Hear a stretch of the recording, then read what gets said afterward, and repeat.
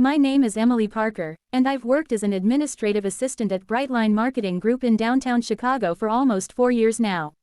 I've always believed in keeping work and personal life separate, but that one afternoon in the office kitchen reminded me that sometimes, life's most unexpected moments happen when you least expect them. It was a regular Thursday morning.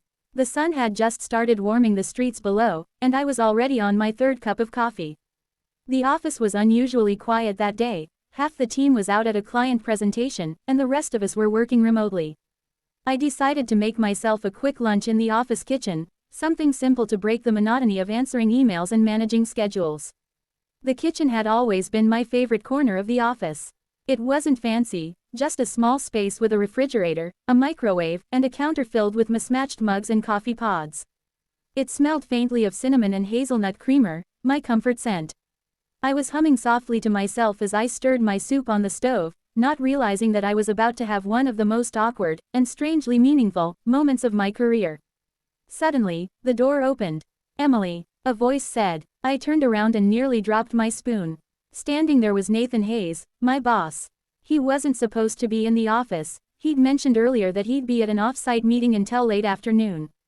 "Oh, Mr. Hayes, I didn't realize you were back so soon," I said, trying to sound casual as I quickly turned down the stove. He smiled, the kind of easy grin that always seemed to put people at ease. "Meeting wrapped up early. Thought I'd get some work done here before heading home." I nodded, still flustered. "Well, welcome back. I was just making lunch."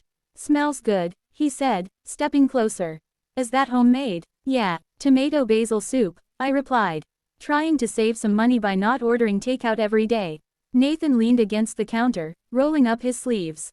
"That's smart. I should start doing that. My wallet would probably thank me."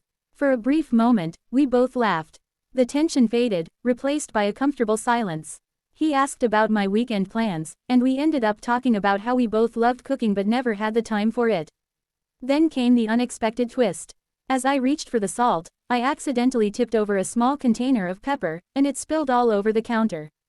I groaned, mortified. "Oh no, I swear I'm not usually this clumsy."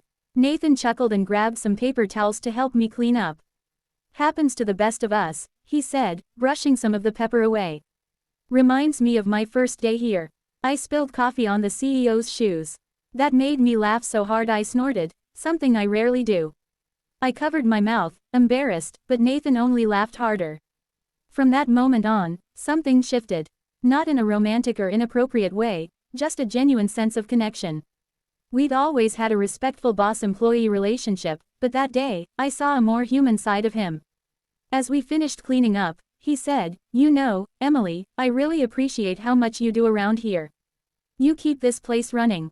I blinked, surprised. "Thank you. That means a lot." He smiled. "Don't thank me yet. I might make you the unofficial office chef." We both laughed again. I poured him a small bowl of soup before he returned to his office. For the rest of the day, I couldn't stop smiling. It wasn't about the conversation or the compliment, it was about realizing that kindness, even in a professional space, can make a big difference. A few weeks later, the company had its annual meeting. To my shock, Nathan publicly acknowledged my work and dedication. "There's someone who deserves special recognition for keeping this team grounded and organized, Emily Parker," he said, looking right at me. The applause that followed was overwhelming. I could feel my cheeks burning, but I was proud, not just of my work, but of how I'd built trust and respect in my role. After the meeting, he stopped by my desk. "You earned that, Emily," he said softly. "And for the record, your soup was great." I laughed. "I'll take that as the best review I've ever gotten." That small kitchen encounter became a turning point for me. It reminded me that professionalism doesn't mean being emotionless, it's about empathy, warmth, and authenticity.